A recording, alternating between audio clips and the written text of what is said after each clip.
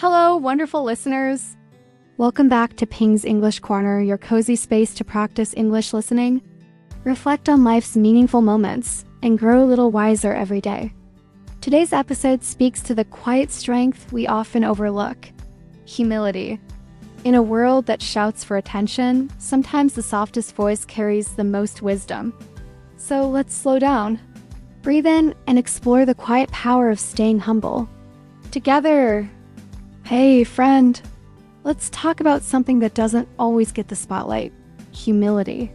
In a world where everyone's trying to be seen, to be heard, to stand out, choosing to stay humble can feel a little countercultural. But here's the truth. There is power in humility. Quiet strength, deep wisdom. A kind of presence that doesn't need to shout to be felt. I used to think that being humble meant downplaying your accomplishments, or shrinking yourself so others wouldn't feel uncomfortable. But I've come to learn that true humility isn't about making yourself small. It's about staying grounded. It's about knowing your worth without needing to prove it all the time. You can be proud of what you've done and still be humble. You can own your story and still lead with curiosity instead of ego. You can walk into a room and light it up, not by demanding attention, but by making others feel seen. The loudest voice in the room isn't always the wisest. And the people who truly inspire us, they're often the ones who listen more than they speak, who ask questions, who give credit, who stay teachable no matter how much they know. Because humility opens doors that arrogance never could. It invites connection. It creates safety. It makes space for growth. Think about the people you admire most. Chances are, they're not the ones who constantly talk about themselves or try to prove how important they are. They're the ones who show up with grace, who treat the janitor and the CEO with equal respect, who celebrate others genuinely, who say, "I don't know," without shame. And in a world that sometimes confuses confidence with arrogance, it takes real strength to be humble, to lead with kindness, to admit when you're wrong, to let your actions speak louder than your words. Humility doesn't mean you think less of yourself. It means you think of yourself less. And that shift from self-promotion to service, from competition to collaboration, that's where the magic happens. So if you ever feel like you're not loud enough or bold enough to make an impact, let me remind you, you don't have to be the loudest in the room to be powerful. You just have to be real, present, willing to grow. The world doesn't need more noise. It needs more heart. So keep showing up with yours. Let's take a moment and think about how humility shows up in small, quiet ways. Maybe it's the friend who listens without interrupting, the coworker who gives others credit, the teacher who admits they don't have all the answers, or the leader who says thank you and means it. Those moments may seem small, but they build trust.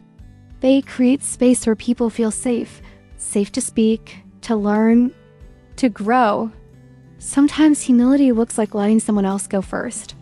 Sometimes it means celebrating someone else's win, even when you're still waiting for yours.